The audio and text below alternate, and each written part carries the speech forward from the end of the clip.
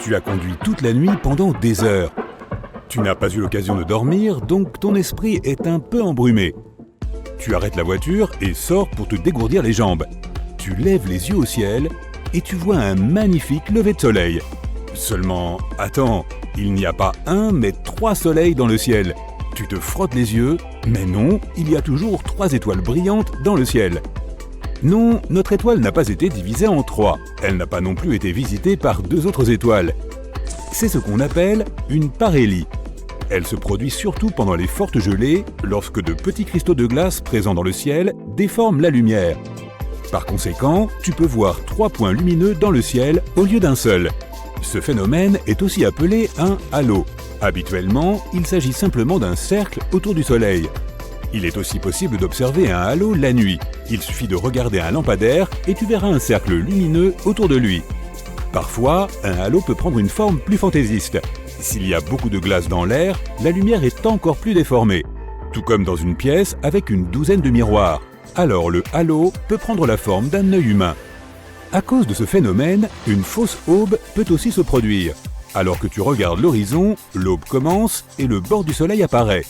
Encore un peu et... Attends, le soleil commence à se dissoudre dans le ciel. Après quelques instants, il fait de nouveau nuit. Et seulement 1 minute plus tard, le vrai soleil montre son visage. C'est le même effet de courbure de la lumière que tu as vu auparavant avec les 3 soleils. Seulement cette fois-ci, la lumière est courbée verticalement et non horizontalement. Et au lieu du vrai soleil, c'est son reflet dans les cristaux de glace que tu as aperçu. Un lever de soleil avec 3 étoiles à l'horizon peut être bien réel. Pas sur Terre, mais à 340 années-lumière de chez nous. Il existe un système stellaire au centre duquel se cache une étoile presque 2 fois plus grande que le Soleil. Et 2 petites étoiles sont en orbite autour de cette géante. De loin, elles ressemblent à des altères. Ce monde étrange abrite aussi une planète. Là-bas, les couchers et levées de soleil se produisent donc avec 3 étoiles. Si tu amenais ta moitié sur le banc d'un parc pour admirer le coucher de soleil, ici, ce serait très romantique. Tu es maintenant chez toi en train de regarder des vidéos sur YouTube au son d'un orage. Soudain, tu entends le bruit d'une fenêtre qui se brise et toutes les lumières de la maison s'éteignent. Tu vois une traînée de lumière bleu vive sous la porte de la pièce voisine.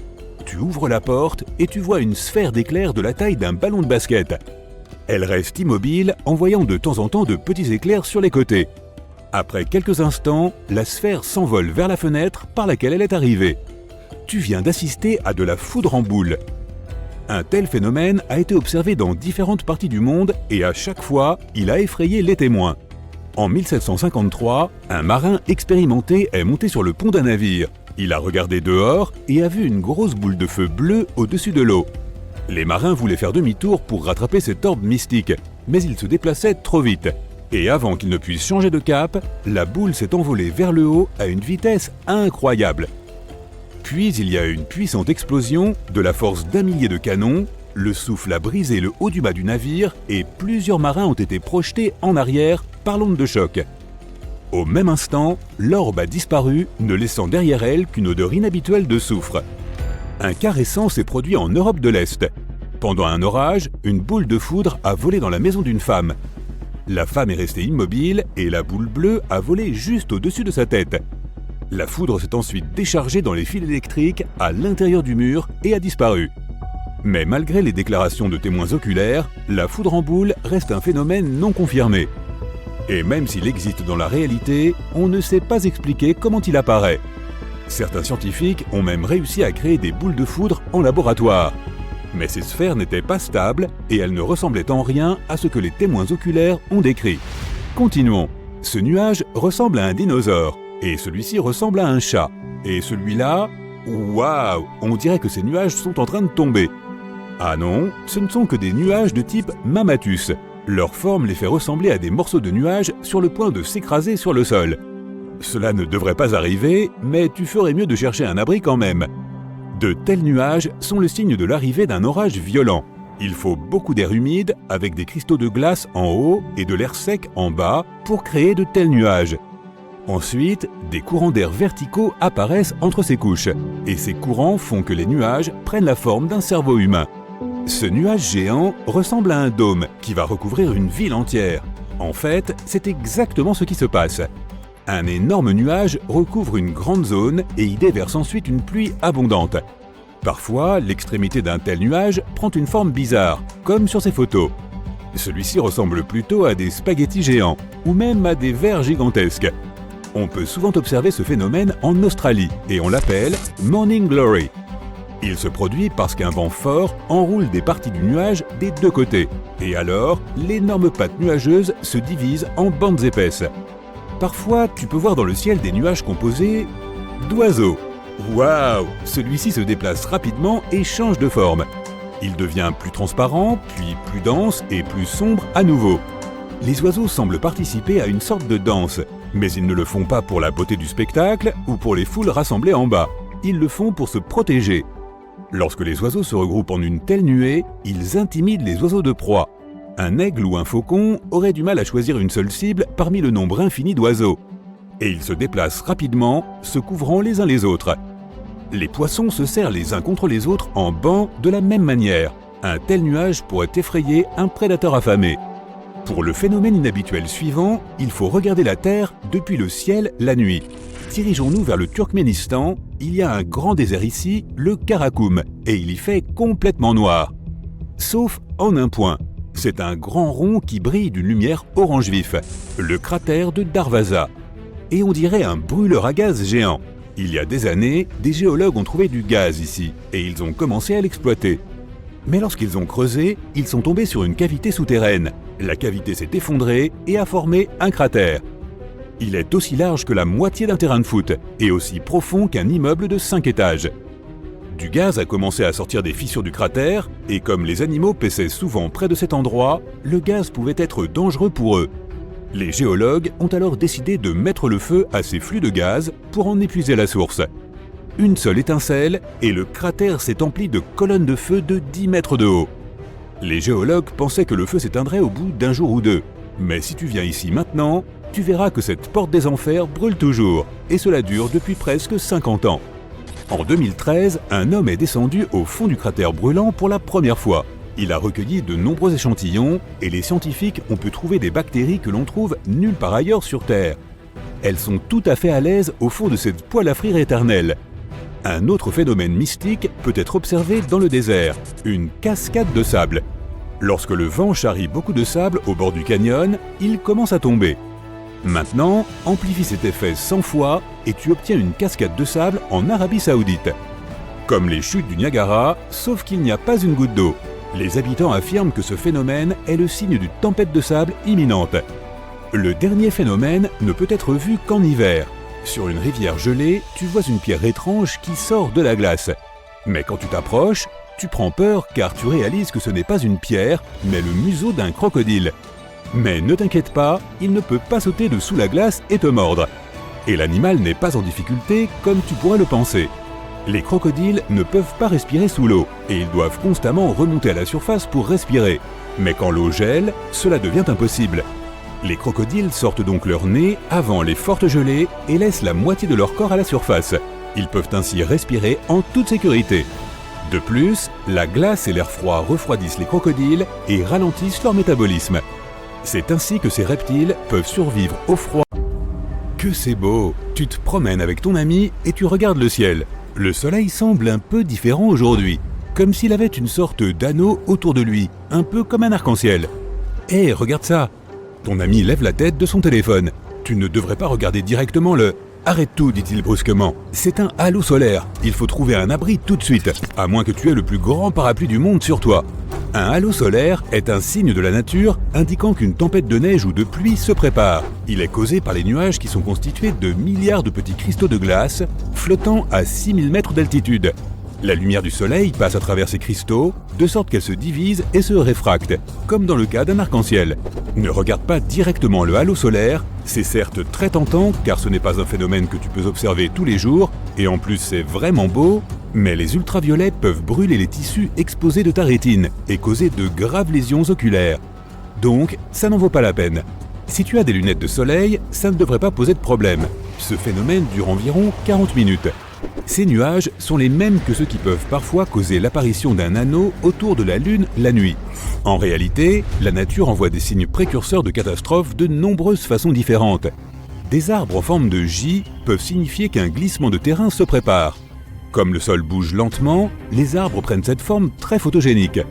Essaie de trouver une zone plate et évite de t'approcher des arbres, sauf si tu as une force surhumaine. Tu es en train de faire une belle promenade sur la plage, du sable, du soleil, pas un nuage dans le ciel.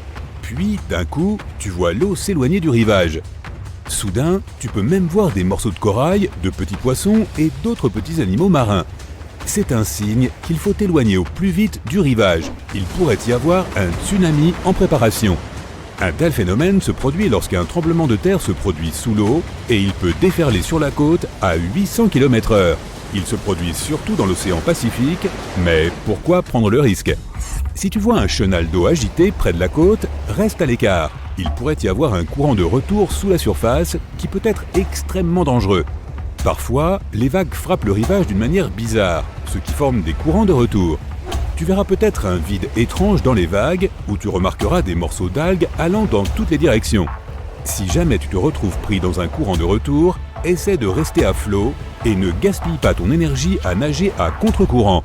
Crie à l'aide et essaie de nager parallèlement à la plage. Une fois que tu es sorti du canal, nage en diagonale vers le rivage. Si tu te retrouves dans l'océan et que tu vois un groupe de requins en train de nager, ne panique pas. La bonne nouvelle, c'est qu'ils ne viennent pas forcément te croquer. La mauvaise nouvelle, les requins essaient peut-être d'échapper à une énorme tempête tropicale ou même à un ouragan. Les requins peuvent sentir ces choses, alors quand la nature se met en colère, ils se regroupent et nagent profondément sous la surface pour se mettre en sécurité. Tu ne devrais probablement pas les suivre. Pourtant, la règle d'or depuis les temps anciens est « suis les animaux ». Les insectes, les rats et les serpents quittent leur terrier quelques jours avant les très gros tremblements de terre. Les scientifiques ne parviennent pas vraiment à expliquer comment ils savent ce qui va se passer.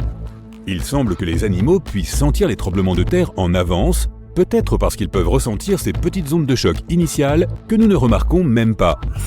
Et si tu vois des animaux courir vers toi, cela pourrait signifier que tu es sur le point d'être dévoré, ou bien qu'il y a un feu de forêt derrière eux. Les amphibiens, comme les grenouilles, les crapauds et les salamandres, essaient de se protéger en s'enfouissant dans le sol. Les autres courent tout simplement. Avant de commencer à courir à leur côté, vérifie si tu vois de la fumée. Tu ne voudrais pas faire un sprint pour rien. Il n'y a pas que les animaux. Tu peux aussi repérer d'autres signes avant-coureurs d'une catastrophe imminente. Par exemple, si tu remarques que tes cheveux se mettent soudainement à se dresser sur ta tête et que tes bijoux commencent à bourdonner, mets-toi tout de suite à l'abri. La foudre est peut-être sur le point de frapper quelque part à proximité. Si tu es dehors et que tu ne peux pas te réfugier à l'intérieur, assure-toi de ne pas faire les erreurs suivantes. Te tenir près de structures hautes, t'allonger à plat sur le sol, rester près d'une étendue d'eau, t'abriter sous un arbre isolé, rester dans un espace ouvert.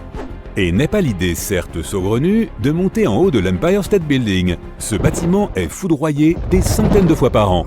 Tu aimes le ski? C'est une activité très amusante jusqu'à ce que tu ne vois plus que du blanc.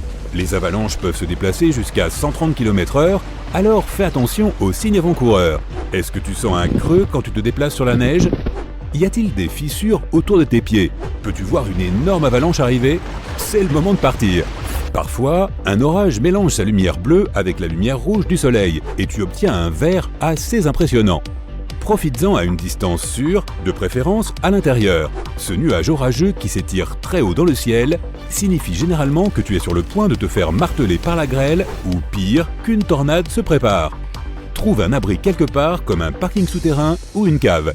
Ok, nous savons que les volcans peuvent être dangereux, mais qu'en est-il des lacs à proximité? Ne sont-ils pas dangereux aussi? Les lacs qui se trouvent près de quelque chose de très chaud qui ne refroidit jamais, comme les volcans, sont comme des canettes de soda secouées sauvagement, attendant juste d'éclater. Le magma qui se trouve sous terre pousse en fait le dioxyde de carbone au fond du lac, et ce gaz reste là à attendre. Ensuite, même quelque chose de banal comme la pluie peut perturber un peu trop le lac et bam ou boum, tu vois le tableau. Plongée, natation, snorkeling, la mer peut être fascinante, mais elle est assez imprévisible. Lorsque deux courants de vagues se rencontrent, ils peuvent créer une mer croisée. Cela a l'air plutôt joli vu de loin, mais ce peut être vraiment dangereux pour les nageurs, les surfeurs ou même les bateaux. Cela signifie qu'un fort courant se déplace sous la surface. Tu te promènes sur la plage, on dirait que toutes les bonnes histoires commencent comme ça. Et tout à coup, oh, une grotte. Génial, non? Tu devrais probablement y entrer, explorer un peu et non. Si c'est la pleine lune, tu ne pourras peut-être pas ressortir de cette grotte.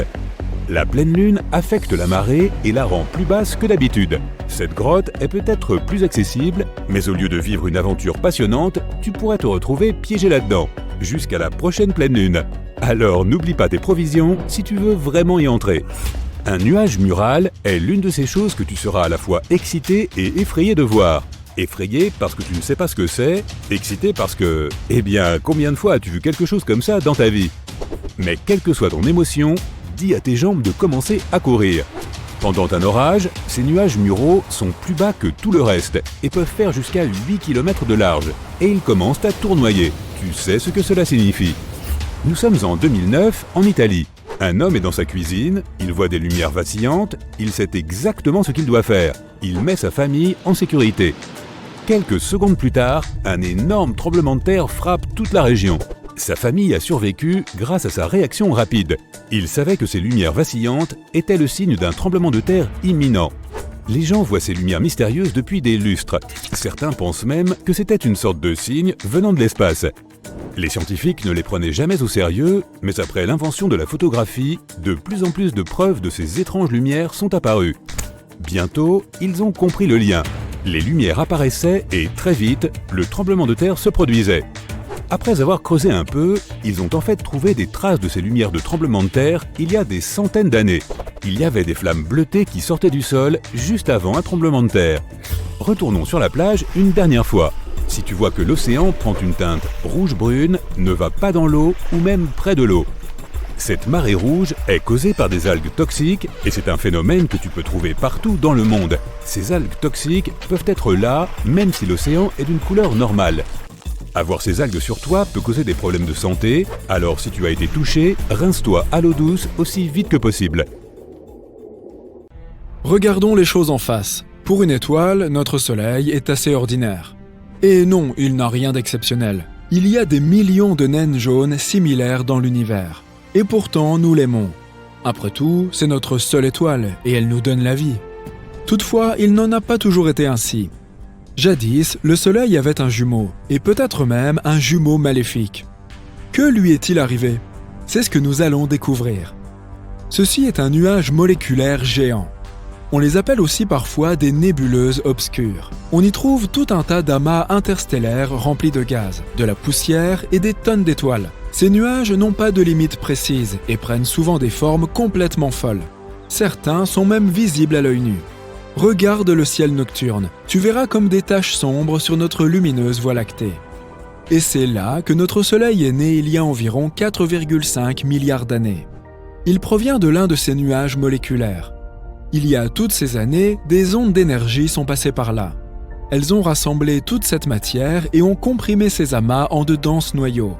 C'est alors qu'une proto-étoile est née. Cette jeune proto-étoile était une boule d'hydrogène et d'hélium encore tiède. Puis, des millions d'années plus tard, la température et la pression à l'intérieur de la boule ont augmenté. Et c'est ainsi que notre étoile est née, le Soleil.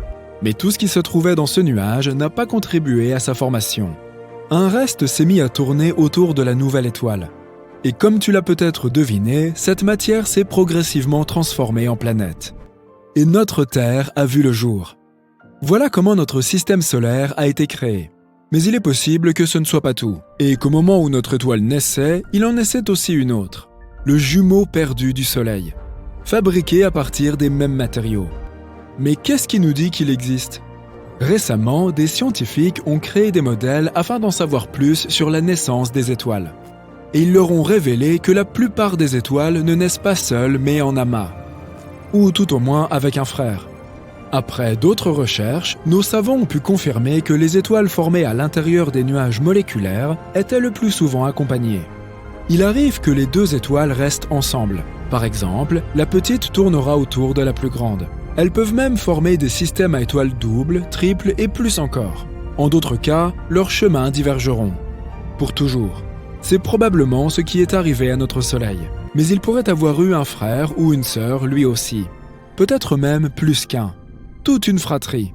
Et même un grand jumeau, avec une masse et des caractéristiques similaires. Mais si c'était le cas, où serait-il, ce deuxième Soleil? Nous avons une hypothèse. Et d'après celle-ci, ce jumeau serait peut-être plus néfaste qu'il n'y paraît. Dans les années 80, les scientifiques ont commencé à remarquer que quelque chose se répétait dans l'histoire de la Terre. Environ tous les 27 millions d'années, des extinctions à grande échelle semblent se produire sur notre planète. Plutôt étrange, non ?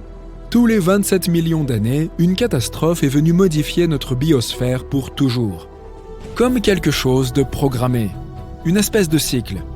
Et puis, l'astrophysicien Richard Muller a suggéré qu'il y avait peut-être quelque chose qui causait ces événements, un certain corps céleste. Selon lui, il pourrait s'agir d'une étoile naine que nous ne pouvons pas voir en raison de sa faible luminosité. Elle pourrait être située à environ 1,5 années-lumière de nous. Cette étoile tournerait autour du Soleil sur une orbite immense, et il lui faudrait environ 27 millions d'années pour faire un tour complet.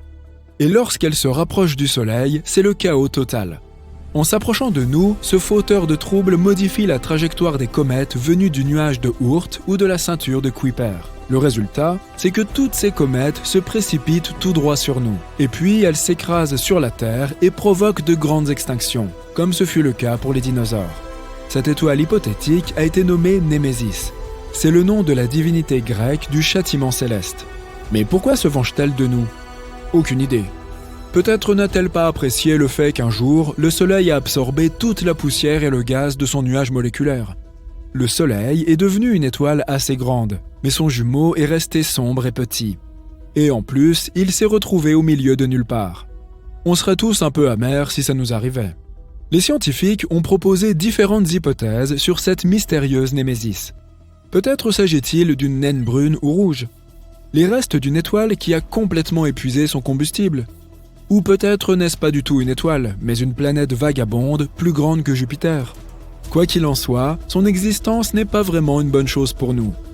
Mais nos tentatives pour la trouver ont malheureusement toutes échoué. À l'heure actuelle, nous n'en avons encore trouvé aucune trace. Des études récentes ont remis en question la théorie des extinctions régulières.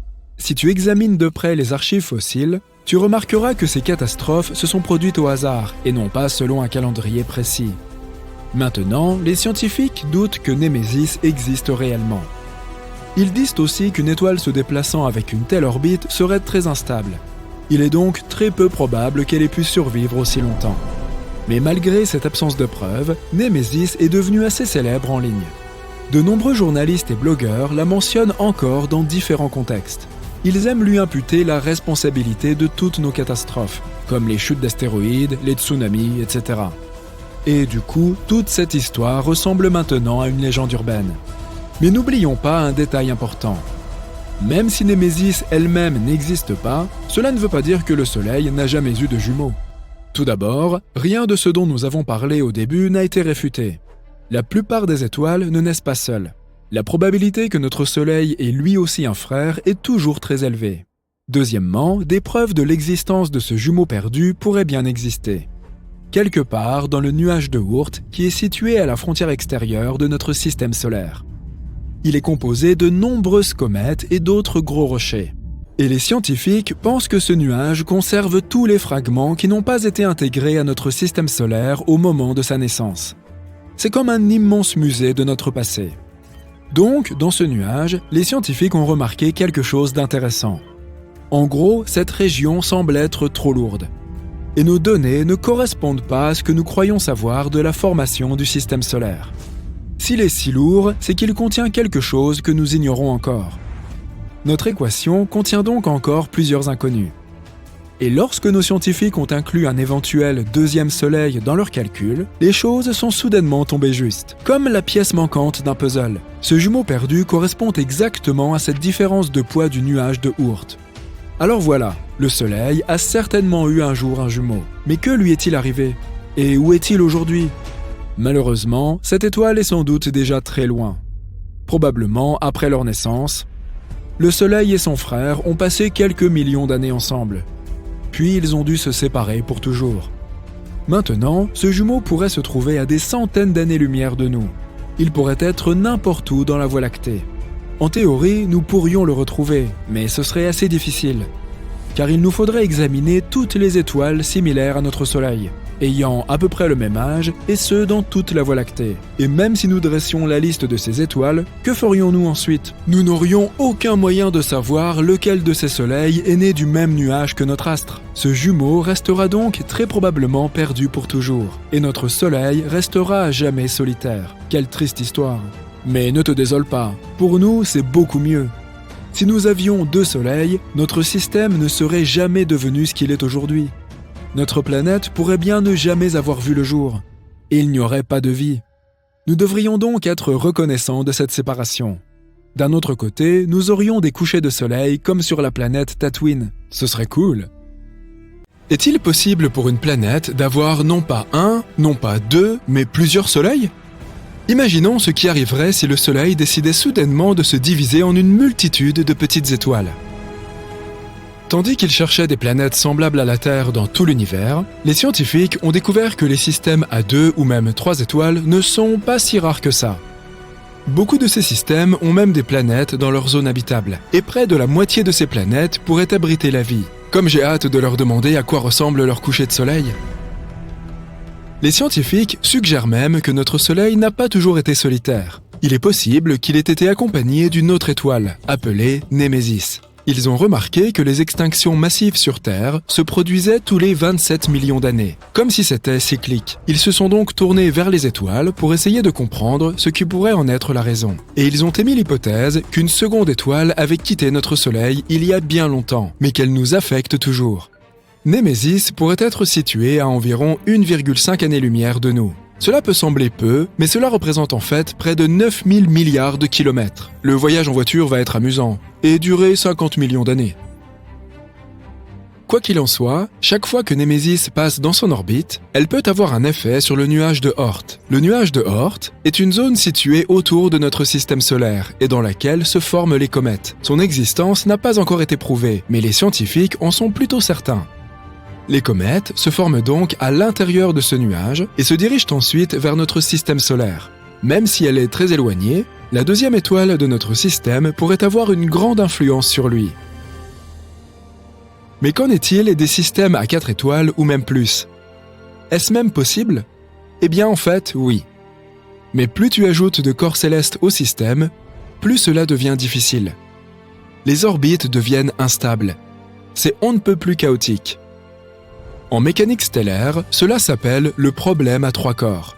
Cela signifie qu'il est très difficile de prédire les orbites des corps dans de tels systèmes. Dans la plupart des cas, elles s'avèrent aussi singulières qu'aléatoires. Isaac Newton est le premier à l'avoir remarqué. Il a essayé d'appliquer ses découvertes sur la gravitation à la Terre, à la Lune et au Soleil. Et il s'est retrouvé confronté à un sacré casse-tête. Il n'était pas facile de comprendre comment 3 objets stellaires orbitent de façon si stable les uns autour des autres. Et il ne s'agissait encore que d'une planète et d'un satellite. Et si on ajoutait plusieurs étoiles? Je ne voudrais pas être à la place de ceux qui devront calculer tout ça. Ah oui, c'est vrai, je ne suis pas scientifique.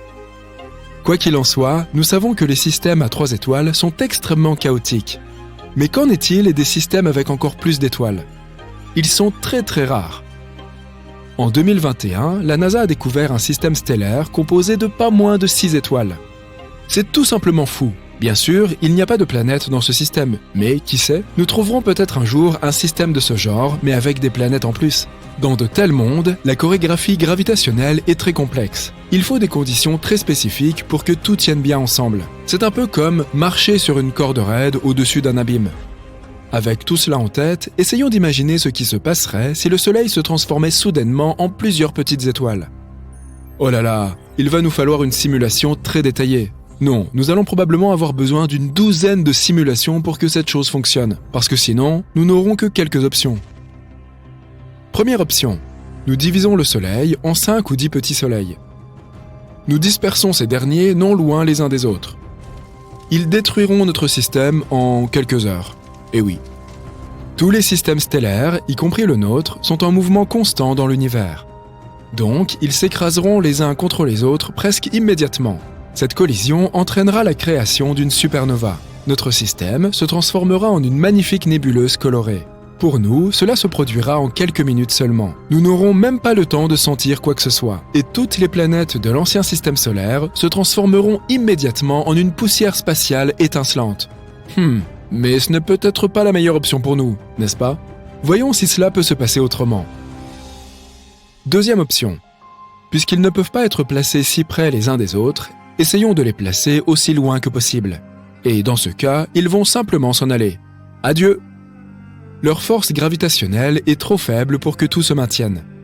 Nos petits soleils quitteront simplement le système solaire, voyageant dans l'espace dans diverses directions. Ensuite, les planètes abandonnées n'auront plus d'orbite. Et ça inclut la Terre, bien sûr. Nous deviendrons ce qu'on appelle une planète vagabonde. Au début, nous ne nous rendrons même pas compte que la planète a quitté son orbite. Nous n'aurons donc pas le temps de faire quoi que ce soit, et un froid terrible s'installera. Quelle fin triste et poétique. Bon, aucun de ces dénouements n'est très folichon. Oh d'accord, il nous reste une dernière option. Notre principal problème est de faire en sorte que chacune de ces petites étoiles ait une masse égale. Mais jette un coup d'œil à tous ces systèmes multi-étoiles que nous avons déjà découverts. Tu verras qu'aucun d'entre eux ne ressemble à un groupe harmonieux de boules lumineuses. Au lieu de cela, on y trouve quelques grandes étoiles, et le reste, les petites, sont en orbite autour d'elles. Alors, que penserais-tu de 2 grandes étoiles avec 2 plus petites? À quoi ressemblera la Terre alors? Eh bien, son orbite deviendra terriblement instable. Nous nous agiterons d'avant en arrière, et ce n'est pas vraiment recommandé, pour être tout à fait franc. Nous savons à quoi cela peut mener, car, et c'est tout simplement fou, cela nous est déjà arrivé une fois. Oui, il y a environ 70 000 ans. Une étoile solitaire a visité notre système solaire. C'était une naine rouge appelée Scholz. Une naine rouge est une étoile très petite et très froide. Si tu considères que 7760 degrés est froid, bien sûr. Mais on estime qu'il s'agit du type d'étoile le plus faible et le plus froid. Elle ne devait donc probablement pas avoir l'air ni si grande ni si brillante dans notre ciel. À cette époque, nos ancêtres Homo sapiens vivaient déjà leur vie. Est-ce que tu t'imagines leur surprise? Ils ont vu une autre étoile débouler dans le ciel vers le soleil. Je me demande bien à quoi cela pouvait ressembler. Et puis, Scholz a contourné le soleil et a continué son voyage dans l'espace. Tu ne t'attendais pas à ce que je fasse le récit d'une catastrophe, n'est-ce pas? Si cela s'était produit, tu ne serais pas devant ton écran à regarder cette vidéo. Mais grâce à cette histoire, nous pouvons nous faire une idée de ce qui arrive à la Terre lors de tels événements stellaires. À cette époque, une énorme activité volcanique s'est déclarée sur notre planète. Nous avons aussi eu droit à des pluies de météorites qui nous ont presque anéantis. Nos ancêtres ont vraiment eu la vie dure. Quelque chose de similaire se produira sur notre planète hypothétique avec 4 soleils, mais à une échelle bien plus grande. Une activité volcanique constante, des tremblements de terre et des tsunamis. Brrr. De plus, la durée d'un jour changera, ainsi que la durée des saisons et de l'année dans son ensemble. Elles ne seront plus stables, à cause des changements fréquents de la gravitation. En d'autres termes, tu ne sauras jamais à quoi t'attendre. Un hiver d'1 an, un été brûlant. Et lorsque nous nous trouverons à mi-chemin entre 2 étoiles, il n'y aura même plus de nuit. Elles illumineront les 2 parties de notre planète et il nous faudra dormir en plein soleil. Et si tu penses que tout ça est bien mauvais, garde à l'esprit que nous serons aussi assaillis par beaucoup plus de rayons ultraviolets et de vents solaires à cause de nos 4 soleils. Leur couleur changera également. Ils se transformeront en naines rouges et prendront une teinte orange écarlate dans notre ciel. Nous aurons aussi beaucoup plus d'éclipses. Sauf qu'au lieu de la Lune, c'est le Soleil qui sera éclipsé par un autre Soleil. Mais il deviendra probablement juste un peu plus sombre. Pour être honnête, il est peu probable que quelque chose survive sur Terre après tout cela. Je veux dire, c'est possible, mais effectue une centaine de simulations toi-même si tu veux en être sûr. Toutefois, nous pourrions, en théorie, survivre dans un système binaire plus simple. Par exemple, dans un système composé de 2 étoiles proches l'une de l'autre. Il faudrait qu'elles soient toutes 2 fois plus petites que notre Soleil actuel. Ce serait le scénario parfait. Et il est fort possible que ça arrive dans un avenir lointain. La NASA travaille actuellement sur un projet visant à relocaliser nos descendants sur Proxima Centauri b. Il s'agit d'une planète située dans le système stellaire le plus proche de notre Soleil, Alpha du Centaure. Et, qui sait, peut-être qu'un jour, dans le futur, nous déménagerons vraiment là-bas. Nous verrons alors ce que c'est que de vivre avec plusieurs soleils. Imaginez un puissant géant comme le Soleil, confronté à un petit mais puissant adversaire, un petit trou noir. La collision est imminente et le sort du système solaire est en jeu. Le Soleil pourra-t-il résister à l'intense attraction gravitationnelle d'un petit trou noir, ou sera-t-il englouti tout entier ? La réponse réside dans les forces en jeu dans cette collision cosmique époustouflante, et nous allons voir tout ça. Tout d'abord, qu'est-ce qu'un trou noir ? Un trou noir est une région de l'espace où la gravité est si forte que rien, pas même la lumière, ne peut s'en échapper. Comme un aspirateur cosmique, il absorbe tout ce qui s'approche de lui.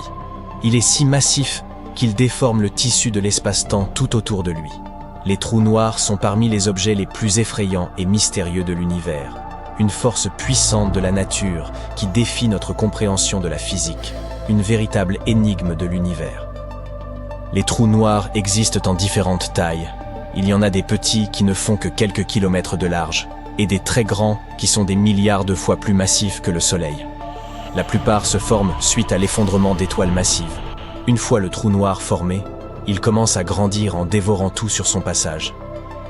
Et si deux trous noirs ou plus entrent en collision, ils peuvent fusionner en un monstre cosmique énorme. Mais qu'en est-il des plus petits ? Les plus petites trous noirs connus portent le nom de trous noirs stellaires. C'est un type de trou noir qui pèse entre 3 et 10 masses solaires, tout en étant minuscule. C'est comme si l'on prenait toute la matière du système solaire et qu'on la comprimait dans un espace de la taille de New York. Voilà ce qu'on considère comme très petit. À titre de comparaison, les trous noirs dits intermédiaires pèsent entre 100 et 1000 masses solaires. Et les trous noirs supermassifs ont une masse égale à des milliards de soleils, et sont incroyablement grands. Ainsi, les trous noirs stellaires ne sont rien comparés à ces monstres. Imaginez une étoile massive, plus grande que notre Soleil, avec un cœur composé de combustible nucléaire et brillant de 1000 feux et à haute température. Cependant, à mesure que l'étoile consomme son carburant, la gravité prend le dessus et commence à comprimer l'étoile. Plus elle la comprime, plus sa température augmente. Jusqu'à ce que le noyau de l'étoile atteigne une température de plusieurs milliards de degrés. Enfin, le noyau s'effondre sous l'effet de sa propre gravité. Cela crée une explosion immense, une supernova. Cet effondrement crée une singularité, soit un point de densité et de gravité infinie. Ce point est entouré par un horizon des événements. La frontière invisible au-delà de laquelle rien, y compris la lumière, ne peut s'échapper. Et juste comme ça, voilà. Un trou noir stellaire est né. Plutôt impressionnant, n'est-ce pas ? Les trous noirs stellaires sont les trous noirs les plus courants que nous connaissons. On trouve ces gars-là un peu partout dans notre galaxie.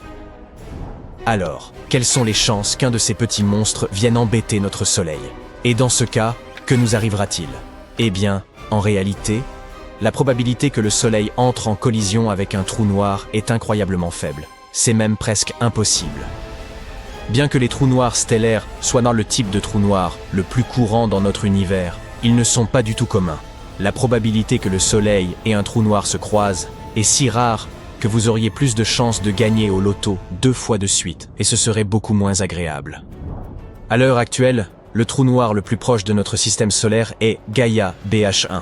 Il est environ 10 fois plus lourd que notre Soleil, et il se trouve à environ 1600 années-lumière de nous, ce qui représente pas mal de chemin. On peut donc dire que notre Soleil n'a pas grand-chose à craindre, mais il ne faut jamais dire jamais, n'est-ce pas ? Comme avec n'importe quel événement astronomique, nous devons comprendre les différentes manières dont quelque chose comme cela pourrait se produire. Par exemple, un trou noir vagabond pourrait traverser notre système solaire, comme le font régulièrement les comètes et les astéroïdes. Malheureusement, contrairement à ces objets, les trous noirs sont invisibles et ne peuvent être détectés que par leur attraction gravitationnelle. Ce n'est donc pas comme si nous verrions un grand trou noir menaçant se précipiter vers nous. Plutôt, nous ne le remarquerions que par les perturbations qu'il causerait dans les orbites des différents objets à proximité. Alors, que faire maintenant ? Nous savons que le Soleil est une étoile massive et lumineuse au centre de notre système solaire. Il a environ 4,5 milliards d'années et dispose de suffisamment de carburant pour durer encore 5 milliards d'années. Cette étoile est tellement grande qu'il est même impossible de se représenter son immensité. En fait, si vous mettiez toutes les planètes de notre système solaire dedans, il resterait encore pas mal de place. Et il est tellement massif qu'il contient presque 100% de la masse totale du système solaire. Il est donc difficile d'imaginer comment un petit trou noir insignifiant, des milliers de fois plus petit que notre étoile, pourrait la dévorer. Et vous avez raison, cela n'arrivera pas. Du moins, pas complètement. Alors, imaginez qu'un trou noir solitaire arrive dans notre système solaire et commence à se rapprocher du Soleil. À mesure qu'il se rapproche, son immense gravité commence à tirer de la matière de la surface du Soleil. Le Soleil commence à s'étirer et à se déformer. On appelle ça la spaghettification. Imaginez un élastique étiré jusqu'à ce qu'il casse. C'est à peu près ce qui lui arriverait. Tous ces matériaux rassemblés forment bientôt un disque tourbillonnant autour du trou noir. Un disque d'accrétion. À mesure que de plus en plus de matière est attirée, le disque se réchauffe et commence à émettre un rayonnement intense. Et à mesure que notre bel astre se laisse prendre dans ses sombres filets, d'énormes quantités d'énergie, sous forme de lumière et de chaleur, sont libérées. Le Soleil devient beaucoup plus lumineux et plus chaud. Ses couches externes se vaporisent, créant un immense nuage de gaz et de poussière qui s'étend sur de vastes étendues. Un vrai feu d'artifice cosmique, mais avec des conséquences terribles. Ce serait en effet un très impressionnant spectacle, mais nous ne serions pas là pour l'admirer. Comme vous l'avez peut-être deviné, la Terre passerait un sale quart d'heure. La radiation intense et la matière solaire provoqueraient d'immenses feux de forêt, et la chaleur intense vaporiserait les océans. Notre planète baignerait dans un flux constant de particules à haute énergie, et l'atmosphère serait ionisée. En résumé, les chances de survie de toute forme de vie seraient proches de zéro. Et cette collision aurait des conséquences considérables, non seulement pour la Terre, mais pour tout le système solaire. La radiation intense et la chaleur vaporiseraient tout sur leur passage. Toutes les planètes seraient détruites. Mais le Soleil étant un objet beaucoup plus grand qu'une étoile typique, il ne se laisserait pas complètement dévorer par le trou noir. Il serait considérablement déformé et perturbé, ça oui. La gravité intense du trou noir entraînerait l'arrachement de ses couches externes, créerait une explosion massive, un événement de rupture par effet de marée. Mais de toute manière, à la fin, le trou noir l'emporterait. Il grandirait et un nouveau disque d'accrétion se formerait autour de lui. Comme nous l'avons vu, la collision du Soleil avec un trou noir, qu'il soit minuscule ou stellaire, serait un événement catastrophique. Mais heureusement, comme nous l'avons déjà mentionné, la probabilité d'une telle collision est extrêmement faible. Cependant, cela ne signifie pas que nous devions arrêter d'étudier les trous noirs et leur impact potentiel sur l'univers. Plus nous en apprenons sur ces objets mystérieux, mieux nous sommes équipés pour comprendre et prédire leur comportement. Alors continuons à rechercher, explorer et observer les profondeurs de l'espace. Et qui sait, peut-être qu'un jour nous tomberons sur un trou noir très curieux qui s'approchera un peu trop du Soleil. Espérons que d'ici là, nous soyons déjà sur une planète lointaine,